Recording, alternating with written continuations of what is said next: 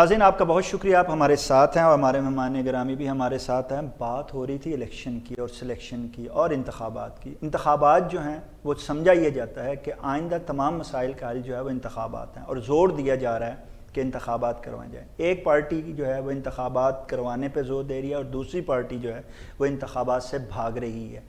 اب یہ کیا دونوں پارٹیاں ایک جگہ بیٹھ کے انتخابات کروائیں گی اور عوام کو ان بڑھتے دن بہ دن بحرانوں سے نجات دلا سکیں گی؟ یہ جاننے کے لیے ہم جاتے ہیں ناصر امان صاحب۔ ناصر صاحب میں معذرت خواہ ہوں، آپ کو ہم نے جو ہے وہ آپ کے خیالات کو روکا ایک چھوٹے سے وقفے کے لیے، بات کو وہیں سے شروع کرتے ہیں۔ آپ ہمیں یہ بتائیے کہ کیا تمام پاکستان کے جو ایک تاثر سا بن گیا ہے کہ جی اس مسائل کا تمام حل ایک ہی ہے کہ آپ انتخابات کروائیں اور ایک پارٹی کو اکثریت دیں اور وہ آ کے جو ہے وہ اس عوام کے مسائل حل کر، کیا ایسا ممکن ہے اور ایسا ہی ہوگا؟ دیکھیں شاہد صاحب، میں پہلے بھی یہ عرض کر چکا ہوں کہ جب تک ہم اسی سچویشن کے اندر رہیں گے، ٹھیک ہے، کچھ نہیں ہوگا۔ انتخابات حل نہیں ہے، طریقے انتخاب میں حل ہے، اور طریقے انتخاب میں جب تک آپ عام آدمی کو، مزدور کسان کو شامل نہیں کرتے تو کچھ نہیں ہوگا۔ ہاں، اگر یہ جو انتخابات آنے والے دنوں میں ہو رہے ہیں، جلد ابھی تو نہیں ہو رہے ہیں، نہیں، جلد یا بدید، جلد یا بدید جب بھی ہوں گے، اتنا کیا سال پڑا ہے، اس میں پہلے بھی ہو سکتے ہیں، وہ چل رہی ہے، کچھ بھی ہو سکتا ہے، کچھ بھی ہو سکتا ہے یہاں۔ اچھا، جب تک یہ انتخابات، ہاں یہ پارٹیاں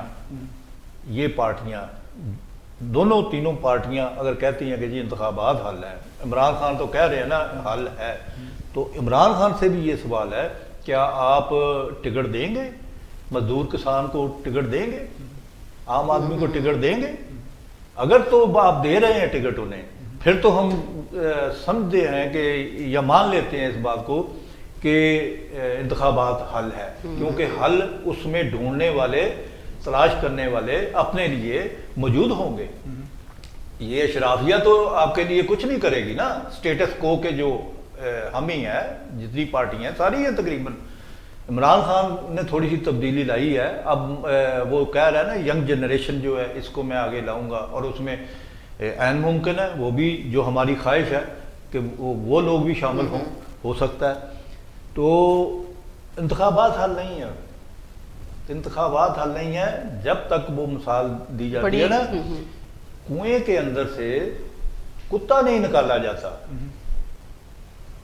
یہ کتا کون ہے؟ نہیں، میں اس نظام کی بات کر رہا ہوں نا، یہ فرسودہ نظام کی بات کر رہا ہوں، فرسودہ نظام ہے، اس کو کہا گیا نا، جب تک یہ کنویں سے تبدیل اسے نہیں کیا جائے، تبدیل نہیں کیا جاتا تو یہ نظام ایسے کہا جاتا ہے کہ نظام کی جہاں بات کی جاتی ہے اور الیکشن اور سلیکشن کی بات کی جاتی ہے، ووٹ اور ووٹر کی بات کی جاتی ہے، تو وہ ووٹ اور ووٹر تبھی اپنی رق دہی صحیح طرح استعمال حق دہی کر سکے گا جبکہ آپ شفاف الیکشن کے لیے جن قوانین کی ضرورت ہے، جن ترامیم کی ضرورت ہے، وہ ان کو کیا جائے مل بیٹھ کے۔ کیا آپ سمجھتے ہیں کہ یہ مختلف جو پارٹیاں اور بالخصوص تحریک انصاف کی عادت، یہ مل بیٹھ کے واقعی ایک عوام کے لیے قومی مفاد میں آگے بڑھتے ہوئے اس کو شفافیت بنانے کے لیے، کیونکہ مین چیز ہے جنرل الیکشن یا الیکشن، شفاف الیکشن ہوں گے تو صحیح کی عادت آئے گی؟ بالکل ایسے ہی ہے۔ تو آپ کیا سمجھتے ہیں کہ یہ مل بیٹھیں گے اور واقعی اس نظام کو بدلنے کے لیے جو کہ جہاں سے منتخب ہو کے نمائندہ جاتا ہے، یہ کوئی کوشش کریں گے؟ کریں گے، ضرور کریں گے، ڈیفینیٹ کریں گے۔ ہو سکتا ہے پہلے یہ کوششیں نہ ہوتی، پر اتنا عوام کے اندر شعور آ گیا ہے، ہر چیز کا پتہ چل گیا ہوا ہے، تو امید ہے کہ سب کچھ انشاءاللہ تعالیٰ اچھا ہوگا۔ عوام کو تو شعور آ گیا، عوام کو تو پتہ لگ گیا، لیکن ان کو بٹھانے کے لیے جنہوں نے بٹھانا ہے، جو ریاستی ادارے ہیں وہی ان کو بٹھا سکتے ہیں، خود تو وہ بیٹھنے کے لیے تیار نہیں۔ آپ کیا سمجھتے ہیں کہ ریاستی ادارے جو ہیں وہ انہیں بٹھا پائیں گے یا وہ تیار ہیں، یا آپ سمجھتی ہیں کہ ان کا ذہن بن گیا کہ ان کو بٹھائیں؟ بٹھائیں گے، کیونکہ اب دیکھیں نا، اب جس طریقے کے حالات ہیں ہماری پوری گورنمنٹ میں، دیکھ لیں کہ جو چیزیں ہم سوچ بھی نہیں سکتے تھے اچانک سے ہو رہی ہیں۔ اب وہ دیکھیں گے، اب جو بھی پارٹی آئے گی وہ عوام کا سوچے گی اور لازمی سوچے گی۔ اچھا، کہا جاتا ہے ناظر امان صاحب کہ نرم اور گرم جو ہے نا وہ مداخلت جو ہے وہ شروع ہو گئی ہے، دبے قدموں کی آہٹ سنائی دیتی ہے۔ جب یہ سنائی دیتی ہے تو کہتے ہیں پھر یہ لوگ تو لازمی بیٹھتے ہوئے نظر آئیں گے۔ ابھی کیا انکار کر رہے ہیں، الزامات لگا رہے ہیں، کوئی عدالت کی طرف جانے کی بات کر رہا ہے، کوئی عدالت کے قوانین ترمیم کرنے کی بات کر رہا ہے، کوئی جو ہے وہ احتجاج کی بات کر رہا ہے، کوئی مشرق سے مغرب کی طرف سورج نکالنے کے بعد عام طور پہ جو پہلے احتجاج ہوتے تھے وہ اسلام آباد کی طرف ہوتے تھے. اب تو جو حکومتی پارٹی پہلی دفعہ یہ کہہ رہی ہے کہ ہم لاہور کی طرف جائیں گے، احتجاج لاہور جا کے کریں گے، یعنی اسلام آباد سے ٹو لاہور ایک ریلی لے کے جائیں گے. تو جب سورج مختلف نکلتا ہے تو قیامت ہی آتی ہے. تو یہ جو قیامت کے جو آثار نظر آ رہے ہیں، کیا یہ ملک کے لیے، ریاست کے لیے پازیٹیو ہے، اور کیا واقعی ادارے آگے بڑھ کر کوئی نرم مداخلت کریں گے اور انہیں بٹھائیں گے؟ دیکھیں، نرم یا سخت ہو، اس مداخلت کی ضرورت نہیں ہونی چاہیے تھی. ہونی نہیں چاہیے، لیکن ضرورت ہے تو نہیں ہونی چاہیے. اچھا، نہیں ہونی اس کا مطلب پتہ کیا ہے؟ جی، کہ ہمارے سیاستدان اس قابل نہیں، اس اہل نہیں ہے، انہیں حکمرانی دی جائے. سیدھی سیدھی بات ہے نا. آپ بھی عوامیت کا دعویٰ کرتے ہیں، عوام کو ریلیف دینے کی باتیں کرتے ہیں، لیکن ہم مل بیٹھ کے کوئی فیصلہ، کوئی نتیجے پر نہیں پہنچ رہے، تو اس سے کیا مطلب لیا جائے گا؟ لہذا اگر وہ بھی کرتے ہیں تو اس کا بھی کوئی فائدہ نہیں ہوگا. جب تک یہ ذہنی طور پر آمادہ نہیں ہوتے کہ ہم نے اس ملک اور قوم کے لیے بہتر سے بہتر کرنا ہے، تب تک کچھ بھی نہیں ہو سکتا. بٹھا دیں گے آپ کو، پتہ ہے آپ کو گاؤں میں پنچایتیں ہوتی ہیں، بڑے ایک دوسرے کی وہ جفیاں بھی ڈلوا دیتے ہیں، سارا کچھ ہوتا ہے، پھر لڑائی بھی ہو جاتی ہے، پھر وہ جھگڑتے ہیں آپس میں.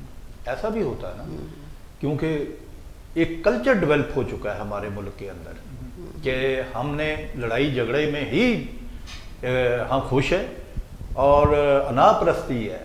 یہ عوام کے اندر تو میں مانتا ہوں وہ آ جائے، ان کے اندر تبدیلی نہیں آئی، انہیں بدلنے کی ضرورت ہے.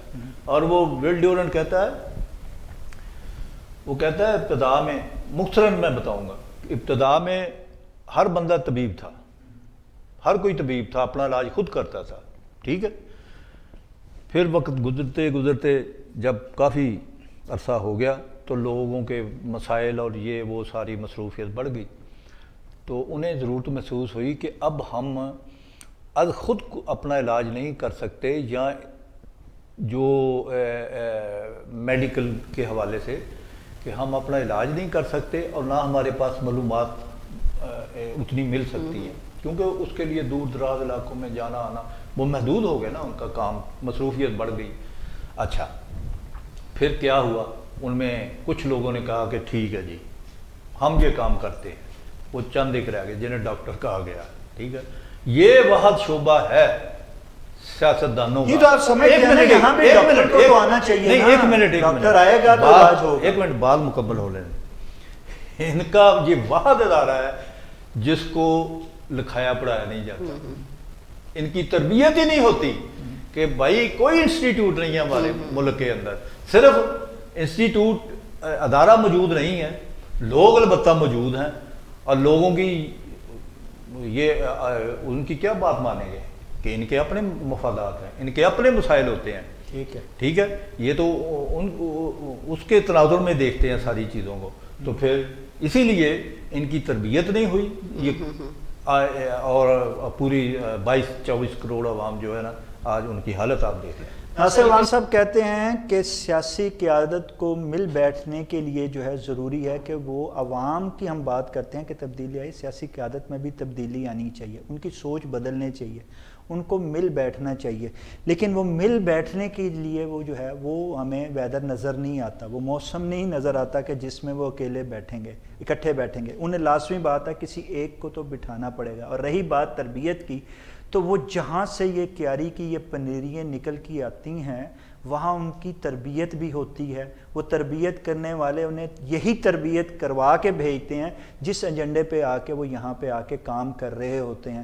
لازمی بات ہے کہ جب تک وہی جو ان کو وہ جس سکرپٹ کے تحت وہ آتے ہیں، جب تک نیا سکرپٹ انہیں نہیں ملے گا، نہ تو یہ اکیلے اکٹھے بیٹھیں گے، اور نہ ہی عوام کی جو ہے وہ سوچ اور نہ ہی اس کا نمائندہ جو ہے وہ حقیقی جو ہے وہ ایوانوں تک آ سکے گا. ناظرین، یہ خیالات کا سلسلہ یوں جاری رہے گا، لیکن ایک بریک کا وقت جو ہے وہ ہوا چاہتا ہے. ناظرین، آپ ہمارے ساتھ رہیے گا. ہم ملتے ہیں.